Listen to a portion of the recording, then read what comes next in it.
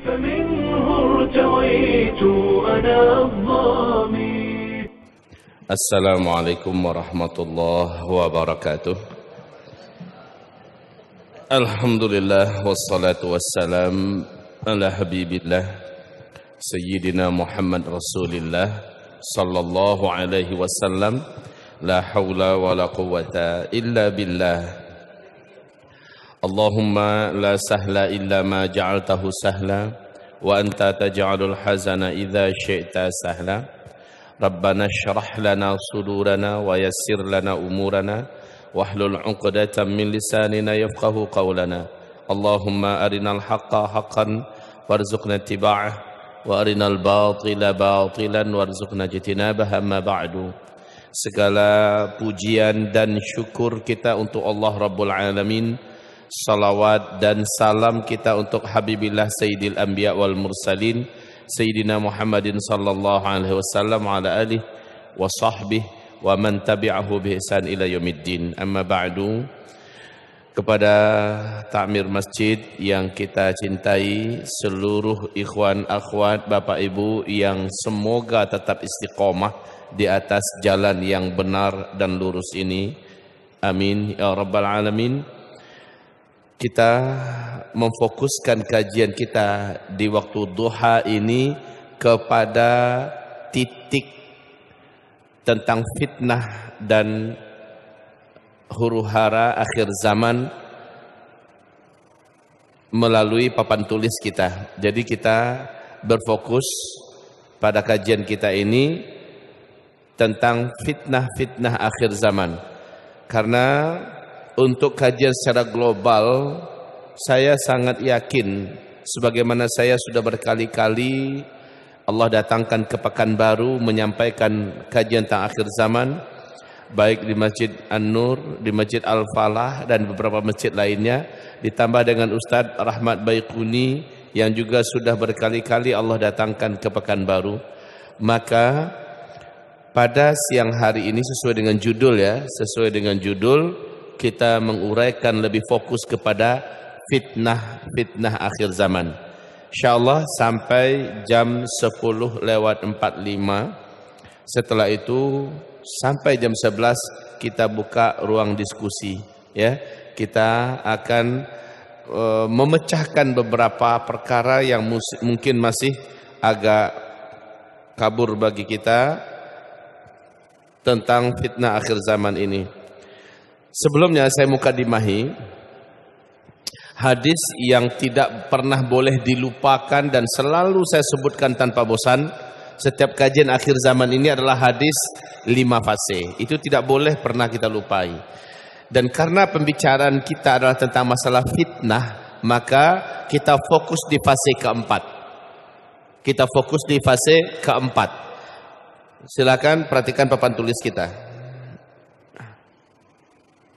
Kira-kira ibu-ibu bisa jelas ya semua? Bismillah. Hadis ini diriwayatkan oleh Imam Ahmad, dinyatakan sahih oleh Syekh Ahmad Syakir, dan dimulai hadis ini dengan fase yang pertama. Saya kecilkan saja karena memang ini tidak akan kita bedah.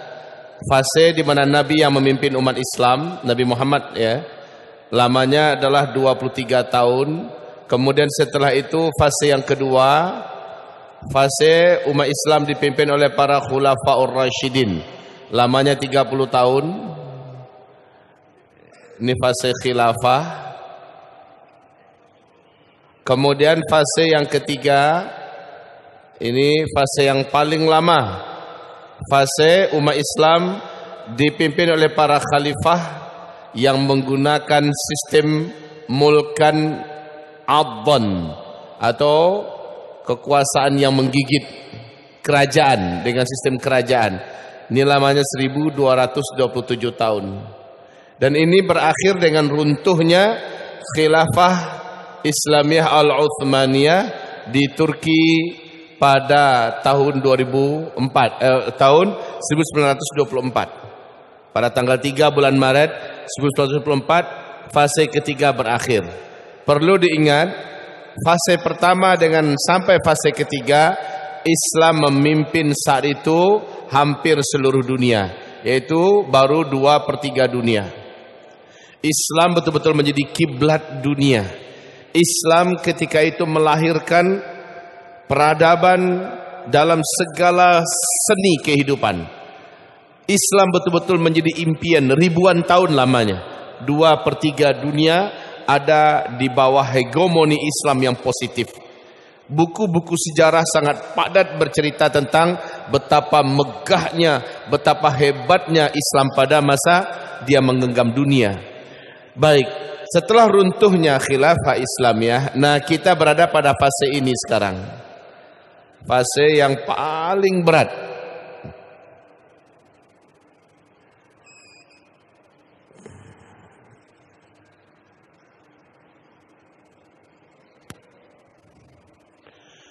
Fase yang keempat.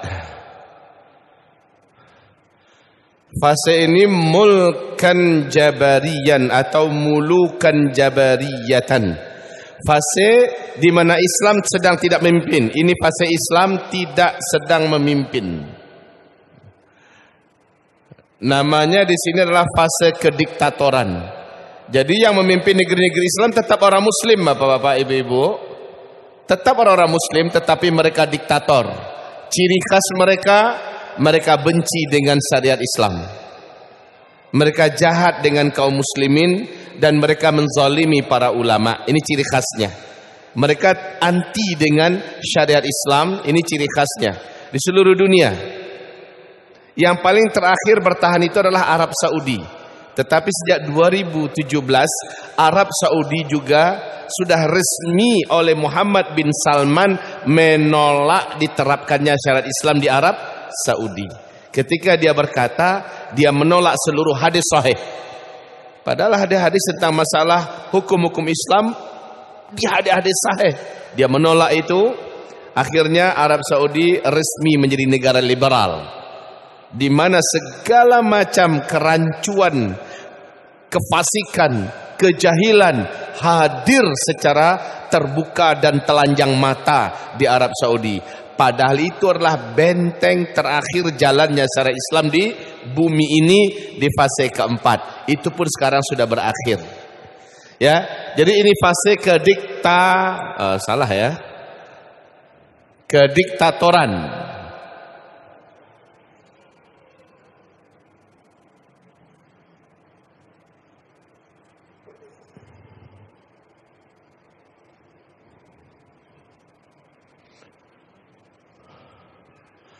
Hadirin yang saya cintai, fase ini kita tidak bisa memastikan berapa lamanya. Walaupun dalam analisa sementara hamba Allah yang fakir ini lebih dan kurangnya adalah 100-an tahun lah fase ini. Berarti ini tak lama sebenarnya. Ini tak lama. Tapi di fase ini puncak ujian dan fitnah untuk umat Nabi Muhammad yang beriman di fase ini. Ini puncak ujiannya. Baik, kita sebentar lewati ini dulu. Sebentar kita lewati ini. Walaupun kita akan fokus dengan fase ini nanti ya. Kita lewati dulu.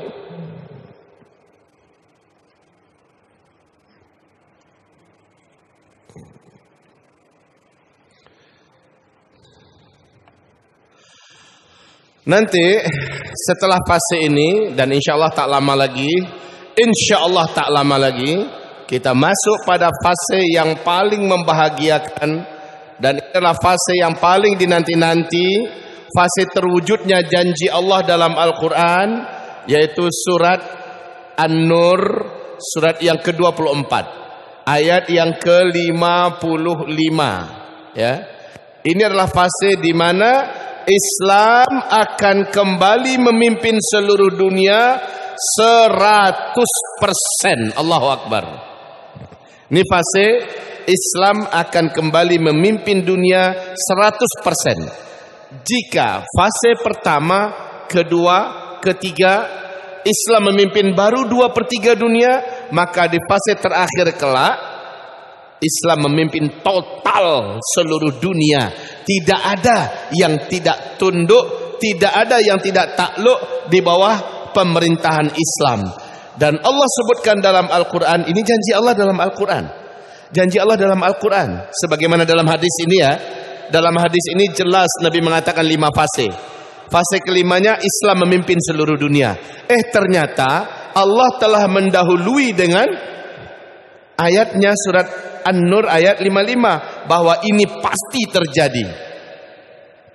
Nah, inilah dia fase tegaknya kembali khilafah ala minhajin nubuwah, kekhalifahan Islam dengan konsep kenabian. Ingat baik-baik, tempat ini pusatnya bukan di Turki, bukan di Arab Saudi, bukan di Qatar, bukan di Brunei, bukan di Jakarta. Tetapi pusatnya dalam hadis sahih Muslim, Rasulullah sebutkan di Palestina. Di Palestina, jantungnya adalah Baitul Maqdis. Kalau Rasul menggambarkan dimerdekakan dulu Baitul Maqdis, dibebaskan terlebih dahulu, dihinakan Yahudi, langsung diumumkan khilafah Islamiyah di sana. Baik, karena kajian kita bukan mengkaji fase kelima, maka kita cukup hanya sekedar mengantarkan bahwa setelah fase kita sekarang, kita akan sampai di sini. Kita balik kemari, kita fokus kemari. Bapak-bapak dan ibu-ibu yang kami muliakan, ini adalah masa fitnah yang paling hebat, masa fitnah yang paling berat. Saking hebat dan beratnya, Rasulullah sampai-sampai berkata, umatku yang hidup pada masa itu, istiqomah dia, sabar dia beragama, teguh dan tegar menghadapi segala macam ujian, tekanan. Umatku yang seperti itu saat itu nanti berhak mendapatkan penghargaan dari Allah Subhanahu wa taala. Macam mana bentuk penghargaan Allah untuk umat yang hebat di akhir zaman ini? Di fase keempat, penghargaan Allah Subhanahu wa taala buat mereka adalah setiap orang yang beramal di antara mereka pada masa itu, kata Rasulullah, dinilai oleh Allah pahalanya 50 kali lipat pahalanya para sahabat. Ini hebat, Pak. Hebat, Bu. 50 kali lipat pahalanya para sahabat. Bapak tahajud, para sahabat tahajud. Bapak duha, para sahabat duha. Ibu puasa Senin Kamis, bapak puasa Senin Kamis, para sahabat juga puasa Senin Kamis. Bapak baca Quran, para sahabat baca Quran. Tetapi pahala bapak dan ibu, asal istiqomah ya, istiqomah, tegar, sabar, betul-betul sangat kuat memegang Islam, tak peduli dengan ujian, tempaan, cacian dan sebagainya, maka setiap amalan kita Bapak Ibu yang hidup pada zaman ini, nilainya setiap amalan itu adalah 50 kali lipat nilainya amalan para sahabat. Allahu Akbar. Penghargaan yang berat. Satu. Yang kedua, Rasul mengatakan, orang yang hidup pada masa itu adalah saudaraku. Aku rindu dengan mereka. Nabi menobatkan kita sebagai saudaranya. Ya, Nabi menobatkan kita sebagai saudaranya. Jadi ini yang pertama, nilainya adalah 50 kali lipat pahalanya para sahabat. Yang kedua apa tadi? Saudara yang dirindukan. Saudara Nabi Muhammad sallallahu alaihi wasallam yang beliau rindukan. Nabi Muhammad sallallahu alaihi wasallam yang beliau rindukan. Nah, ini dan mereka disebut dengan ghuraba. Ghuraba. Sementara ghuraba ini Rasul mengatakan tuba lil ghuraba. Beruntunglah mereka, berbahagialah mereka. Mereka adalah orang-orang yang unik di akhir zaman. Mereka adalah orang-orang yang dianggap asing aneh di akhir zaman. Tetapi tuba, beruntunglah mereka. Tuba itu adalah sebuah lembah dan tempat yang maha indah di dalam surga. Tuba lil ghuraba. Jadi baik, ini bagi orang yang hidup pada masa ini, luar biasa keistimewaan mereka. Dan Nabi menganggap mereka adalah saudara yang aku rindukan. Di akhirat, orang yang diangkat oleh Rasulullah sebagai saudara yang dirindukan pasti akan dibersamai oleh Nabi Muhammad sallallahu alaihi wasallam. Hadirin wal hadirat, ma'asyiral muslimin wal muslimat. Selanjutnya kita bicarakan fitnah apa yang tersedia di sini. Fitnah yang tersedia menjelang 10 tanda besar kiamat. Kita semua sudah tahu, jadi saya tak perlu ulangi lagi dengan rinci. Cukup saya sebutkan secara global saja di sini. Di sini di fase keempat ada 4 tanda besar kiamat yang akan terjadi. Tanda besar kiamat yang pertama, bumi mengalami peristiwa dukhon. Ini yang pertama. Setelah itu yang kedua,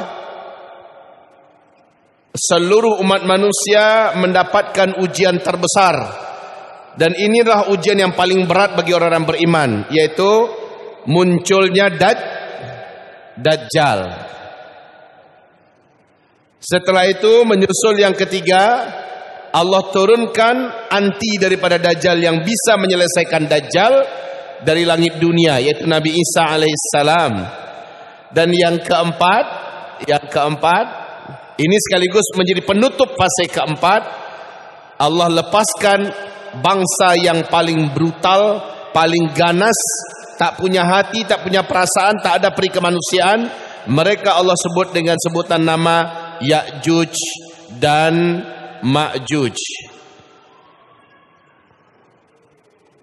Baiklah, kita tak akan uraikan ini ya. Ini adalah tanda besar kiamat. Kita tidak akan uraikan ini. Tanda besar kiamat yang kelima, keenam, dan ketujuh di sini. Kita tidak akan uraikan ini. Kita berfokus di sini. Di sini wahai kaum muslimin, di fase keempat kita menghadapi fitnah. Fitnah ini disebut oleh Rasulullah dengan fitnah duhaima, ya. Fitnah duhaima.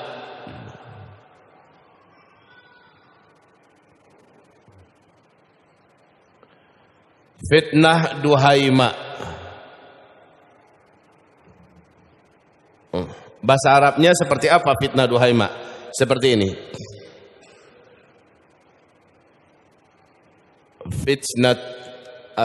Fitnatu ad-duhaima. Ya. Fitnatu ad-duhaima.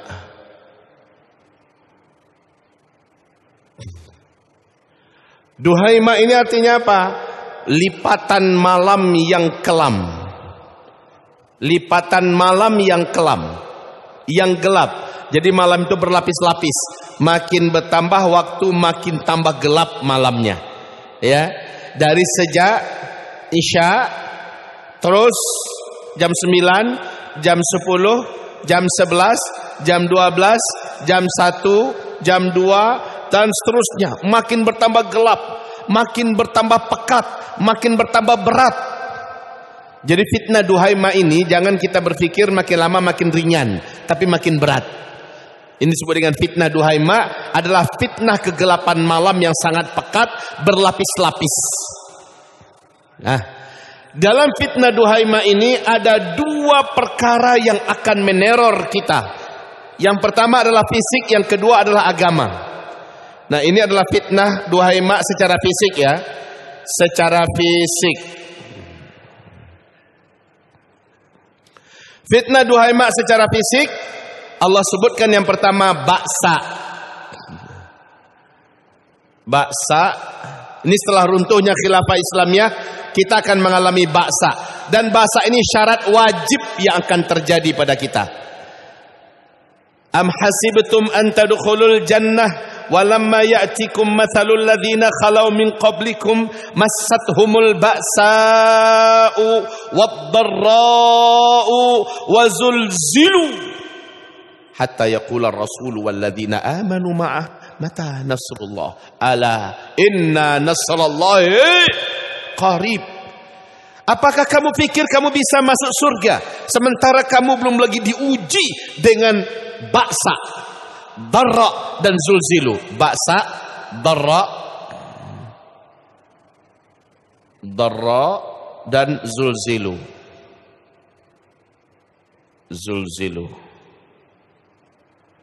Apa yang disebut dengan ba'sa?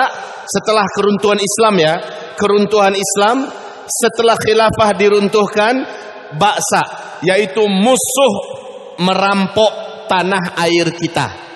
Musuh Islam menjajah kita dan memiskinkan kita, ya. Memiskinkan umat Islam. Memiskinkan umat Islam.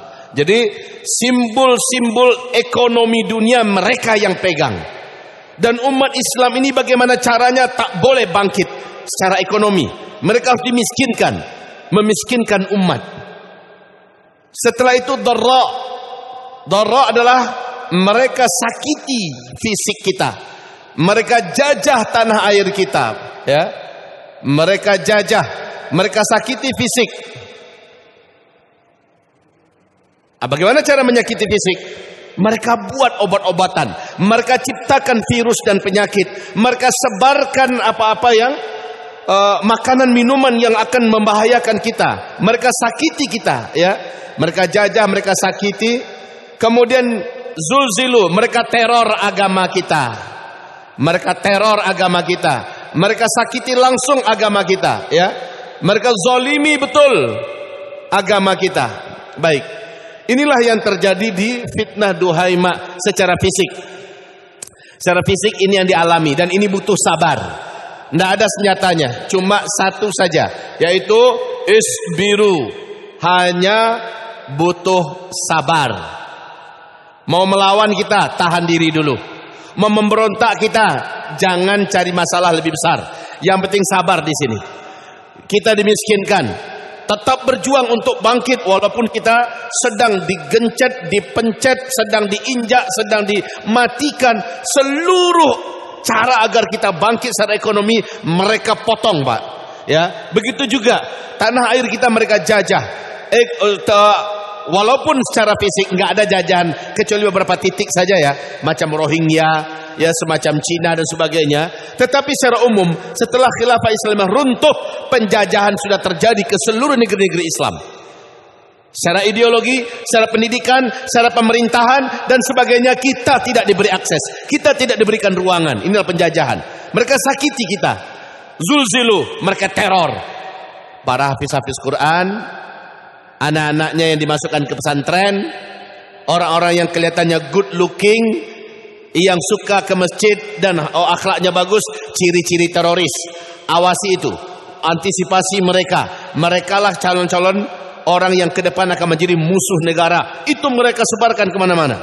Ya, orang-orang yang rajin ke masjid, pelihara-pelihara jenggot, celana cingkrang dan sebagainya, diidentikan sebagai musuh negara. Ya, orang yang macam-macam dan kita sudah merasakan itu semua. Oke, ini adalah fitnah Duhaimah. Kalau kita tak sabar, kita akan melebur menjadi orang munafik agar kita tidak dicap seperti itu. Kalau kita tak sabar, kita akhirnya ya sudahlah, kita apa adanya saja, tak perlu kita ala-ala Islam. Yang penting agama itu di hati, kan gitu jadinya. Yang penting agama itu di hati, tampilan kita udahlah kayak mereka saja. Kalau kita tak sabar, tapi orang-orang yang teruji di sini, dia sabar, tak peduli dia. Makin apapun kata orang, dia makin nampakkan Islamnya. Ini saya, dari jilbab kecil menjadi jilbab dalam. Dari jilbab dalam menjadi jilbab yang lebih dalam lagi dan lebih tebal lagi, lebih longgar lagi sesuai dengan syariat dan seterusnya. Laki-laki begitu juga. Pokoknya dia menunjukkan, oh nggak boleh ke masjid. Orang ke masjid itu orang-orang yang calon teroris. Dia makin cari masjid di mana saja berada. Dia makin masukkan anak-anaknya ke pesantren untuk menjadi hafiz-hafiz Quran. Dia kirimkan anaknya ke Timur Tengah. Dia bersabar di situ. Walaupun pada akhirnya dia dituduh dengan tuduhan-tuduhan dan fitnah-fitnah. Begitu ya. Ini namanya fitnah Duhaimah secara fisik. Dan dahsyatnya kata Rasulullah, ujian di sini pada masa ini hebat sekali. Bagaimana hebatnya? Makin bertambah waktu, bukan makin bertambah mengurang, tapi makin bertambah hebat. Hadisnya dari Nabi SAW adalah, ini hadisnya, kalau saya buat kecil, ya terpaksa ya saya buat kecil ya. Hadisnya dari Nabi SAW, isbiru fa innahu la ya'ti 'alan nasi zaman. Macam mana cara buatnya nih? Jadi Bapak macam ini ya. Grafiknya naik. Fitnahnya itu grafiknya naik. Puncaknya adalah maaf ini salah. Ya, ke sini.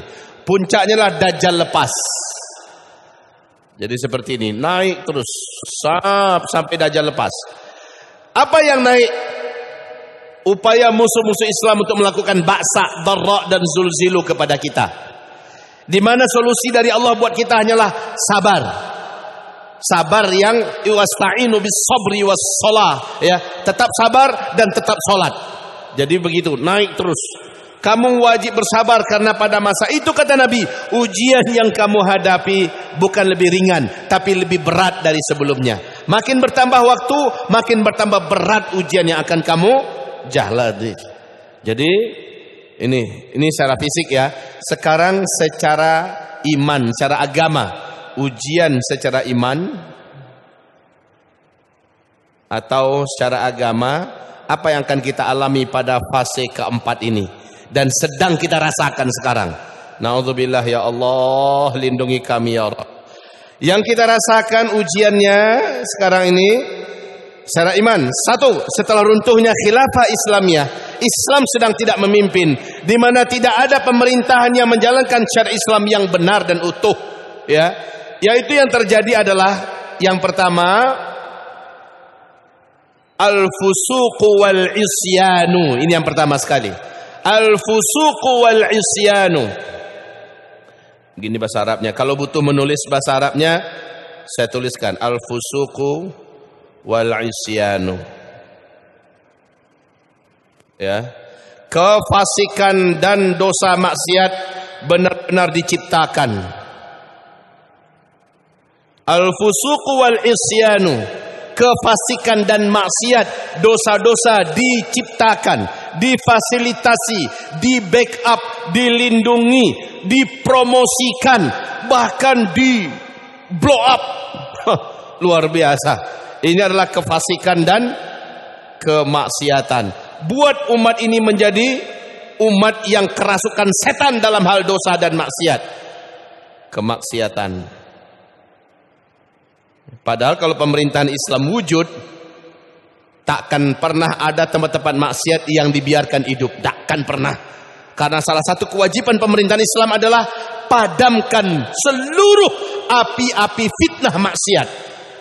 Ini malah pelacuran difasilitasi. Ya. Minum-minuman keras malah diproduksi.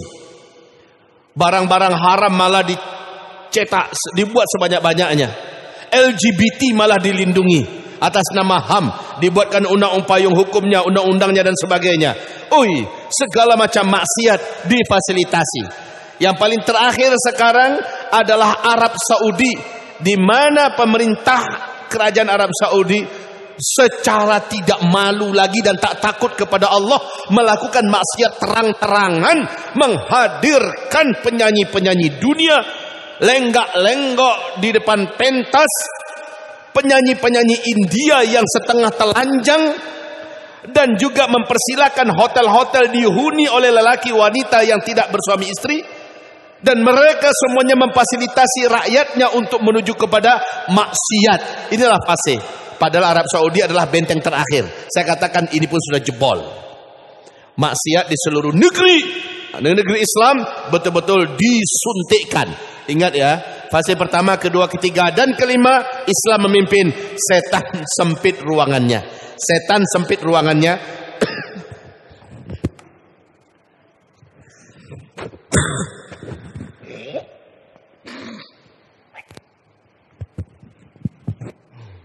Jadi untuk memperbanyak calon penghuni neraka, bagi setan, jin dan setan manusia cuma di fase keempat. Dan di fase keempat ini manusia yang terbanyak. Di fase pertama, kedua, ketiga, dan kelima sulit, sempit ruangan gerak mereka. Tapi di fase keempat, saat Islam sedang tidak berkuasa, setan jin dan setan manusia memperbanyak calon-calon penduduk neraka. Makanya mereka ciptakan, mereka lindungi, mereka backup, mereka biayai, mereka fasilitasi kemaksiatan di mana-mana. Ini ujian yang berat. Setelah itu, yang kedua, at-tadlilu wat-tafriqu. At-tafriqu wat-tadlil. At-tafriqu wat-tadlil. Ini yang duduknya agak jauh-jauh mungkin tak nampak ya. At-tafriqu wat-tadlilu. Apa artinya? Memecah belah umat dan melahirkan aliran-aliran sesat. Ini fase yang dimana umat dipecah belah. Pecah belah umat dan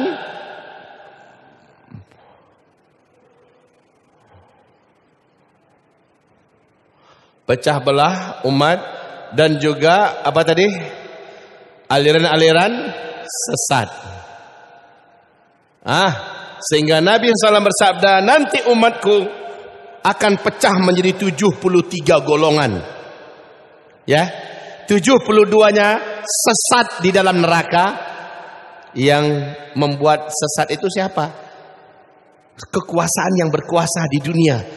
Kayak membiarkan dan bahkan menyengaja. Jadi coba baca sejarah tentang Ahmadiyah, Qadiani. Coba baca sejarah tentang kelompok-kelompok yang sesat. Itu malah memang diciptakan, dibiayai. Termasuk ISIS. ISIS itu yang ciptakan siapa? Amerika. Hillary Clinton dengan vulgar mengatakan, kita yang buat mereka, kita yang melatih mereka, kita yang biayai mereka. Apalagi? Lalu kenapa ISIS dianggap sebagai bagian dari Islam? Kita tak terima kalau ISIS dikatakan bagian daripada Islam. Karena ISIS mereka yang buat. Makanya pecah belah, buat aliran sesat. Ada yang sesatnya ke kanan, ada yang sesatnya ke kiri. Dan ini mirip dengan pengumuman setan di depan Allah. Aku akan sesatkan mereka, hamba-hambamu itu ya Allah. Aku akan sesatkan. Jadi dalam fase keempat, aliran sesat itu berjamuran. Atas nama hak azazi manusia, aliran sesat pun dilindungi. Ya, aliran sesat pun difasilitasi, dibiayai, aliran sesat pun didukung, bahkan dibantu dengan media-media. Di Allah. Sakit dalam dada kita ini hanya pandai mengurut dada saja. Lalu apa yang harus kita lakukan? Bentengi diri, bentengi keluarga. Itu yang paling bisa kita lakukan. Dekatlah dengan ulama, merapatlah dengan ulama, rajinlah ke pengajian, rajin baca buku dan sebagainya. Supaya kita tidak bisa dan tidak mudah disesatkan. Baik. Ini yang kedua, ini fitnah iman atau fitnah agama yang kedua, kita terjadi perpecah belahan. Dipecah-pecah, dijadikan kita ini berantem antar satu dengan yang lain. Coba lihat, partai Islam yang baru kemarin didirikan, saya tahu saya sebutkan namanya ya, baru muncul udah pecah. Ini baru muncul udah pecah. Yang udah eksis, yang udah kuat, yang udah hebat pun pecah pula. Betul tidak? Itu sengaja. Memang program mereka at-tafriq, buat pecah belah sesama mereka. Ormas Islam juga begitu. Oh, ini ormasnya anu, ini adalah ormasnya anu, yang ini pecah, yang ini pecah, berkeping-keping. Yang ini diajak untuk memusuhi yang ini, diajak untuk memusuhi yang itu. Padahal perpecahan menurut Allah dalam Al-Quran, surat Ali Imran, pada ayat yang ke-102, 103, 104, bisa mengekalkan orang di dalam neraka. Perpecahan. Karena perangai perpecahan adalah perangai kaum musyrikin. Dan itu diciptakan oleh musuh-musuh Islam. Ya. Di fase keempat, fitnah duhaima, yaitu pecah belah dan bermunculannya aliran-aliran sesat. Awas, kalau bapak ibu tidak hati-hati masukkan anak sekolah, akan dapatkan aliran sesat dia. Kalau bapak ibu tidak rajin mengaji, tidak dekat dengan para ulama-ulama yang lurus. Akhirnya bapak akan ngaji dengan ulama-ulama yang ulama-ulama yang buruk, ulama-ulama yang menyesatkan. Maka seperti Islam Nusantara yang kita dengar, betapa menyesatkan pikiran-pikirannya. Atau seperti siapa yang kemarin diundang, Buya apa namanya itu? Yang masuk di TV. Siapa namanya? Buya Syukur. Buya Syukur, apalah omongannya beliau itu? Nah, ya Allah ya Rabbi, ulama-ulama kita mengkanter, ulama-ulama kita meluruskan. Nah, ini contoh ya, betapa pemahaman-pemahaman sesat, aliran-aliran sesat, ya, pemecah belahan segala macamnya sengaja memang di fase keempat ini diadakan. Dalam rangka apa? Dalam rangka memperbanyak calon penghuni neraka Allah kelak pada hari kiamat. Itu yang punya kerja tetaplah yang sedang berkuasa, yaitu setan jin dan setan manusia. Ya. Makanya dalam ini ada juga rasa-rasa iba dan sedih kita memang. Tapi gimana lagi? Memang udah kayak gitu. Nabi mengatakan yang paling banyak aku dapati penghuni neraka dari kalangan umatku nanti di hari kiamat. Dari kalangan umat Nabi ya, yang paling banyak di dalam neraka nanti para penguasa, kata Nabi. Para penguasa dan orang-orang kaya. Para penguasa dan orang-orang kaya. Serem.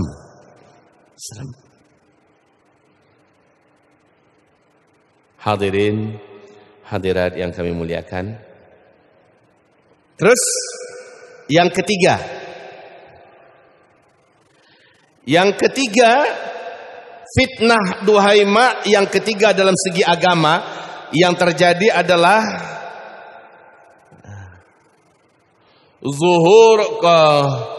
zuhuru an-nifaq, ya.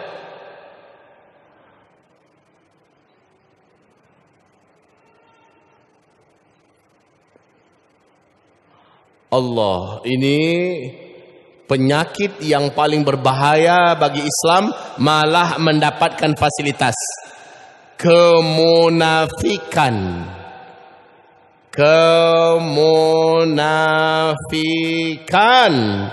Orang munafik Bapak Ibu kekal di neraka jahanam abadi selama-lamanya, letaknya di kerak neraka yang paling bawah. Sifat-sifat orang munafik ini Allah ceritakan dalam Al-Quran lebih dari 32 titik nama sifatnya. Nama sifatnya ya, ayatnya berbeda-beda itu menguraikan. Dan kemunafikan ini pada fase keempat oleh rezim yang berkuasa di seluruh dunia, malah orang-orang munafik yang diangkat. Orang munafik diangkat bertanggung jawab dan bidang ini. Orang munafik diangkat lalu diberi amanah ini. Orang munafik diangkat lalu dikasih jabatan ini. Orang munafik dikasih panggung. Kemunafikan malah sengaja dibelanjai. Maka bazar RP, atau bazar RP, tukang penyebar isu yang tidak benar, penyebar hoax, ya, dan yang ikut terus membantu dan mendukung kesesatan, mereka ini dibelanjai, malah dibiayai. Nah, agar munafik itu di mana-mana marak, kemunafikan. Ibarat Allah yang kami muliakan. Terus yang fitnah yang keempat, ingat ya, kemunafikan ini musuh yang paling Allah benci. Aladul khisam. Kalau orang kafir jelas dia kafir dah. Tapi kalau munafik dia dalam Islam, berbahasa dengan bahasa Islam. Kadang-kadang dia juga pakar, doktor gelarnya, LCMA, kadang-kadang profesor, dipanggil juga dengan kiai haji, dipanggil juga dengan cendekiawan muslim, dipanggil juga dengan ulama, bahkan duduk bercokol di majelis ulama. Akan tetapi mereka gembong-gembong munafik. Yang bawah-bawahnya masuk ke masjid-masjid, masuk ke kampus-kampus, masuk ke organisasi Islam, masuk ke gerakan-gerakan dakwah dan pemuda dan sebagainya. Kemunafikan ini sengaja sekali lagi di fase keempat difasilitasi, didanai, diciptakan nama kelompoknya, nama organisasinya agar kelompok-kelompok tersebut hadir di mana-mana. Tolonglah fokuslah sedikit. Lebih fokuslah sedikit lagi, lebih dari sebelumnya, belajar tentang sifat-sifat munafik dalam Al-Quran. Pelajari itu. Maka kita kaget, banyak organisasi mahasiswa, organisasi keagamaan yang dibuat sementara programnya program-program munafik. Orang di dalamnya orang-orang munafik. Terjebaklah generasi kita. Terjebaklah anak-anak muda kita. Terjebaklah mahasiswa-mahasiswi kita. Terjebaklah kaum muslimin ke dalam komunitas-komunitas tersebut. Kita tidak berkomunitas, bahaya pula. Berkomunitas bisa masuk perangkap, bahaya tidak itu? Jadi antisipasinya apa? Wajib dengan ilmu. Kalau tak ada ilmu ya tak bisa.